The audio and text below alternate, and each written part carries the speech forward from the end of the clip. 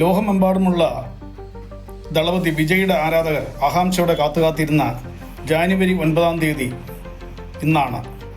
ഇന്ന് റിലീസാകേണ്ടിയിരുന്ന ജനനായകൻ എന്ന സിനിമ വീണ്ടും കുറുക്കിൽപ്പെട്ടിരിക്കുകയാണ്. സാധാരണ ഇദ്ദേഹത്തിൻ്റെ മിക്ക സിനിമകളിലും റിലീസ് ഡേറ്റിന് മുമ്പ് തന്നെ എന്തെങ്കിലും ഒരു പ്രശ്നത്തിൻ്റെ പേരിൽ തടസ്സപ്പെടാറുണ്ട്.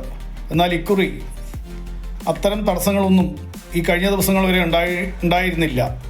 എന്നാൽ ഏറ്റവും ഒടുവിൽ തടസ്സമായി മുമ്പോട്ട് പോയിരിക്കുന്നത് സെൻസർ ബോർഡ് തന്നെയാണ് മുൻകൈയെടുത്ത് ഈ സിനിമയായിട്ട് കോടതിയെ സമീപിച്ചിരിക്കുന്നത് എന്നാണ് ഏറ്റവും വലിയ അത്ഭുതം.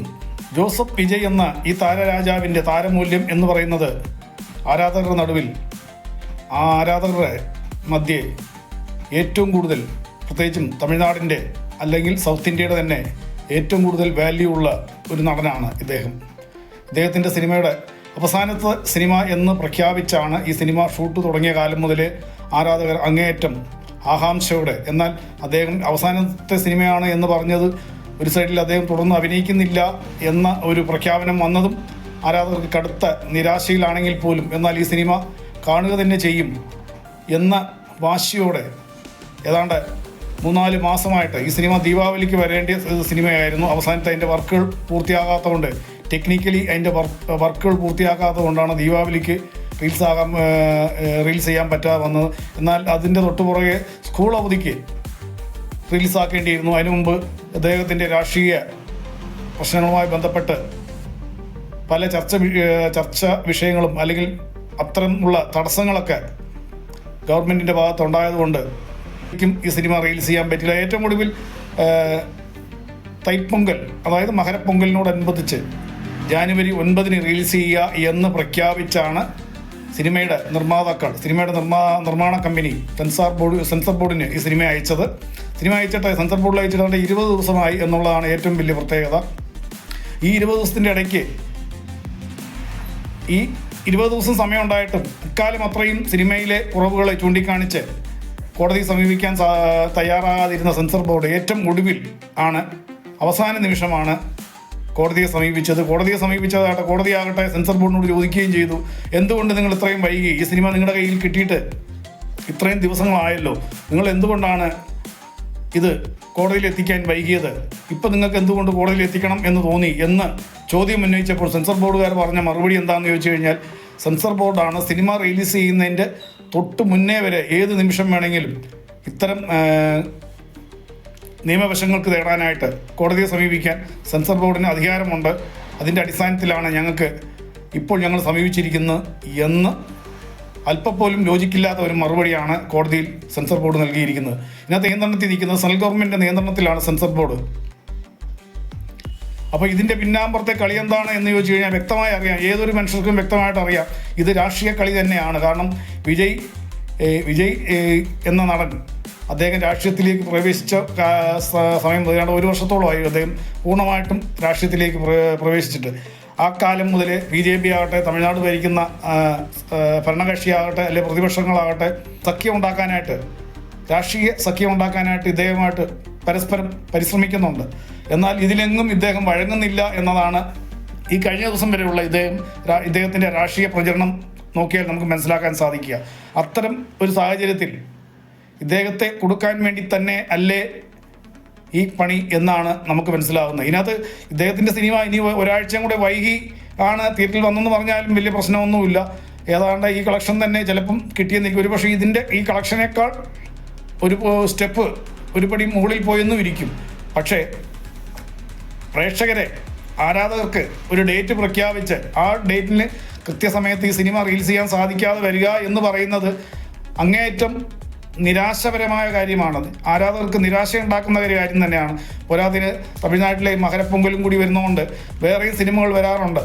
ഇപ്പം തന്നെ ചിരഞ്ജീവിയുടെ തെലുങ്ക് സിനിമകളൊക്കെ ആണെങ്കിലും ഇദ്ദേഹത്തിൻ്റെ സിനിമ തമിഴ്നാട്ടിൽ മാത്രമല്ല ലോകമെമ്പാടും കളിക്കുന്ന സിനിമയാണ്. ജപ്പാനാണെങ്കിലും സിംഗപ്പൂർ ആണെങ്കിലും അല്ലെങ്കിൽ മലേഷ്യ ആണെങ്കിലും അതുപോലെ കർണാടക, ആന്ധ്ര കേരള തുടങ്ങിയ സ്റ്റേറ്റുകളിലെല്ലാം ഈ സിനിമ വൻ വിജയത്തിൽ കളിക്കാറുണ്ട്. അപ്പോൾ അത്തരം സംസ്ഥാനങ്ങളിലൊക്കെ നിശ്ചിത ഡേറ്റ് കിട്ടാതെ വന്ന് ഡേറ്റ് മാറിക്കഴിയുമ്പോൾ അതിൻ്റെതായ ഒരു മടുപ്പ് എന്തായാലും സംഭവിക്കും എന്നത് നമുക്ക് നിഷേധിക്കാനാവില്ല. എന്നാൽ ഈ കേസിൻ്റെ വിധിയാവട്ടെ ജാനുവരി 9 വെള്ളിയാഴ്ച 11 മണിയോടുകൂടിയേ വിധി പ്രഖ്യാപനം ഉണ്ടാവുള്ളൂ എന്നാണ് അറിയാൻ സാധിച്ചത്. എന്നാൽ ചിലപ്പം ആ 9 തന്നെ പൂർണ്ണമായിട്ടും വിധി പ്രഖ്യാപനം വരണമെന്നില്ല. അതിൻ്റെ ഇത്രയൊക്കെ തടസ്സം സൃഷ്ടിക്കാമെങ്കിൽ വീണ്ടും നീട്ടിക്കൊണ്ടു പോകാൻ സെൻസർ ബോർഡിന് സാധിക്കും.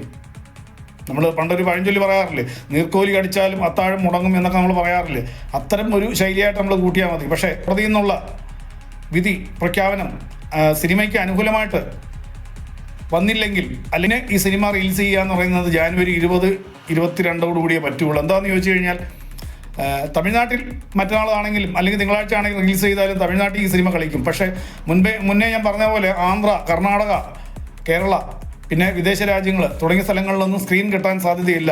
ഓൾറെഡി നിലവിൽ ഈ മകരപ്പൊങ്കലിനോടനുബന്ധിച്ച് തെലുങ്ക് സിനിമകൾ തന്നെ 3 റിലീസുണ്ട്. ഒന്ന് ചിരഞ്ജീവിയുടെ, പിന്നെ പവൻ കല്യാണിൻ്റെ, പിന്നെ ചിരഞ്ജീവിയുടെ മകൻ ചരൻ്റെ, അയാളുടെ പേരെന്താ, ചിരഞ്ജീവിയുടെ മകൻ്റെ ഒരു സിനിമ. അങ്ങനെ 3 പേരും സൂപ്പർ സ്റ്റാറുകളാണ്. അവരുടെ 3 പേരുടെ സിനിമ, പ്രത്യേകിച്ചും കർണാടകയിലൊക്കെ തെലുങ്ക് ആരാധകർ ധാരാളമുള്ള ഒരു സംസ്ഥാനമാണ്. അപ്പോൾ അങ്ങനെയുള്ള സ്ഥലങ്ങളിലൊന്നും സ്ക്രീനുകൾ കിട്ടാൻ സാധ്യതയില്ല. അപ്പോൾ അത്തരം ഒരു തടസ്സങ്ങളൊക്കെ നോക്കുകയാണെങ്കിൽ മിക്കവാറും ജാനുവരി 20 ശേഷം വല്ല റിലീസ് ചെയ്യാനേ സാധ്യതയുള്ളൂ. ഇനിയിപ്പോൾ അതല്ല എന്നുണ്ടെങ്കിൽ ഒരുപക്ഷെ വെള്ളിയാഴ്ച ഈ സിനിമയ്ക്ക് പ്രത്യേകിച്ച് തടസ്സങ്ങളൊന്നുമില്ല, കോടതിന് ഗ്രീൻ സിഗ്നൽ കാണിക്കുകയാണെങ്കിൽ മിക്കവാറും വെള്ളിയാഴ്ച ഉച്ച മുതൽ പ്രദർശനം തുടരാനും സാധ്യതയുണ്ട്. അങ്ങനെ വന്നാലും വൻ നഷ്ടമാണ്. കാരണം തമിഴ്നാട്ടിലാകട്ടെ ഈ സിനിമ പുലർച്ചെ 6 മണിക്കാണ് ഫസ്റ്റ് ഷോ ഓപ്പൺ ചെയ്യുന്നത്. അത് കഴിഞ്ഞാൽ പിന്നെ രണ്ടാമത്തെ ഷോ തുടങ്ങുന്നത് 9 മണിക്കാണ്. ഈ 6 മണി 9 മണി എന്നൊക്കെ പറയുന്ന ഷോകളെന്ന് പറഞ്ഞാൽ ആരാധകർക്ക് വേണ്ടിയുള്ള ഷോയാണ്. ഇതൊക്കെ റിലീസിംഗ് ഡേറ്റ് പ്രഖ്യാപിച്ച ഉടനെ തന്നെ ഓൺലൈൻ വഴി ബുക്ക് ചെയ്തിട്ടുള്ള കേസുകളാണ്. എന്നിരിക്കെ ഇത്തരം സിനിമാ രംഗങ്ങൾക്ക് അല്ലെങ്കിൽ സിനിമയ്ക്ക് നേരെ ഉണ്ടാകുന്ന ദുരിതങ്ങൾക്ക് ശരിക്കും പറഞ്ഞു കഴിഞ്ഞാൽ സിനിമയിൽ അഭിനയിക്കുന്ന അഭിനേതാക്കളാകട്ടെ അല്ലെങ്കിൽ ടെക്നീഷ്യന്മാരാകട്ടെ ഇവരൊക്കെ ഓൾറെഡി സാലറികൾ മേടിച്ച് പോയി കഴിഞ്ഞു, ഭീമമായ തുക സാലറി കൈപ്പറ്റി പോയി കഴിഞ്ഞു. ഇതിലൂടെ ദുരിതം അനുഭവിക്കുന്ന നിർമ്മാതാക്കളാണ് അല്ലെങ്കിൽ അതിന് താഴ്ത്തട്ടിലുള്ള വിതരണക്കാർ, അത്തരം കാറ്റഗറിയിൽ വരുന്നവരാണ് ഇതിൻ്റെ ബാക്കിയുള്ള ദുരിതങ്ങൾ അനുഭവിക്കുന്നത്. ഇതിൻ്റെ ഭവിഷ്യത്ത് ഇനി വരുന്നതും അവരാണ് ഇതിൻ്റെ ദുരിതം അനുഭവിക്കാൻ പോകുന്നത്. വെള്ളിയാഴ്ച കോടതിയിൽ നിന്ന് ഗ്രീൻ സിഗ്നൽ കിട്ടിയിട്ട് ഈ സിനിമ റിലീസ് ചെയ്യുകയാണെങ്കിൽ തന്നെ മുന്നേ ഞാൻ പറഞ്ഞ പോലെ ഉച്ച ഷോ മുതൽ മാറ്റിനി മുതലേ ആരംഭിക്കാൻ പറ്റുള്ളൂ. എന്നാൽ മിഡ് നൈറ്റ് സ്പെഷ്യൽ ഷോയ്ക്ക് 1-2 ദിവസത്തേക്ക് പെർമിഷൻ ചോദിച്ചാലും തമിഴ്നാട് സർക്കാർ കൊടുക്കുകയില്ല. എന്താണെന്ന് ചോദിച്ചു കഴിഞ്ഞാൽ ക്രമസമാധാന നിലയെ ബാധിക്കും. അതുകൊണ്ട് മിഡ് നൈറ്റ് സ്പെഷ്യൽ ഷോ കൊടുക്കാൻ പുലർച്ചെ ഷോയ്ക്ക് പെർമിഷൻ കൊടുക്കുന്ന പോലെ അല്ല മിഡ് നൈറ്റ് ഷോ എന്ന് പറയുന്നത്. അത് ചെറുപ്പക്കാർ അല്ലെങ്കിൽ പ്രേക്ഷകർ, ആരാധകർ മദ്യപിച്ചേച്ച് ലഹള ഉണ്ടാക്കാനോ അല്ലെങ്കിൽ സ്ത്രീകൾക്കും കുട്ടികൾക്കും ബുദ്ധിമുട്ടുണ്ടാക്കാനോ സാധ്യതയുണ്ട്. അതുകൊണ്ട് 1-2 ദിവസത്തേക്ക് 3-4 ദിവസത്തേക്ക് മിഡ് നൈറ്റ് ഷോ സ്പെഷ്യൽ ഷോയ്ക്ക് ഞങ്ങൾ അനുവദിക്കത്തില്ല എന്നും പറഞ്ഞ് അവർ തടസ്സം ചെയ്യാൻ നോക്കും. അവർ കഴിവതും അവർ ശ്രമിക്കും. സെക്കൻഡ് ഷോ തന്നെ അവർ ഒഴിവാക്കാനായിരിക്കും ശ്രമിക്കുന്നത്. കാരണം എന്നാന്ന് വെച്ച് കഴിഞ്ഞാൽ മുമ്പേ ഞാൻ പറഞ്ഞ പോലെ ക്രമസമാധാന നില തടസ്സപ്പെടും. അതുകൊണ്ട് സെക്കൻഡ് ഷോയും കൂടെ ഒഴിവാക്കിയാൽ നന്നായിരിക്കും എന്ന ഒരു പ്ലാനായിരിക്കും അവർ ശരിക്കും ആസൂത്രണം ചെയ്യുക. പക്ഷെ അത് ഓൾറെഡി നിലവിൽ സെക്കൻഡ് ഷോ നമുക്ക് ലോകമെമ്പാടും ഉള്ളതുകൊണ്ട് അത്തരം പ്രവർത്തനങ്ങൾക്ക് അവർ മുതിരില്ല എന്ന് നമുക്ക് വിശ്വസിക്കാം. എന്തായാലും മിഡ് നൈറ്റ് ഷോയ്ക്ക് അവർ അനുവാദം കൊടുക്കുകയില്ല എന്ന് തന്നെയാണ് എൻ്റെ വിശ്വാസം. കാരണം അത്രയേറെ കലിപ്പുണ്ട് തമിഴ്നാട്ടിൽ ഇപ്പോൾ ഭരണകക്ഷിയിലിരിക്കുന്ന DMK സ്റ്റാലിൻ്റെ സർക്കാരിനും അദ്ദേഹത്തിൻ്റെ അനുയായികൾ. കാരണം അത്രത്തോളം പൊതുവേദികളിൽ വിജയ് അവരെ വിമർശിച്ചിട്ടുണ്ട് എന്നുള്ളതാണ്. അപ്പം ഇത്തരം അവസരങ്ങൾ അവർ തക്കം കിട്ടിയാൽ അത് വിനിയോഗിക്കുക തന്നെ ചെയ്യും എന്നതിൽ യാതൊരു സംശയവും വേണ്ട.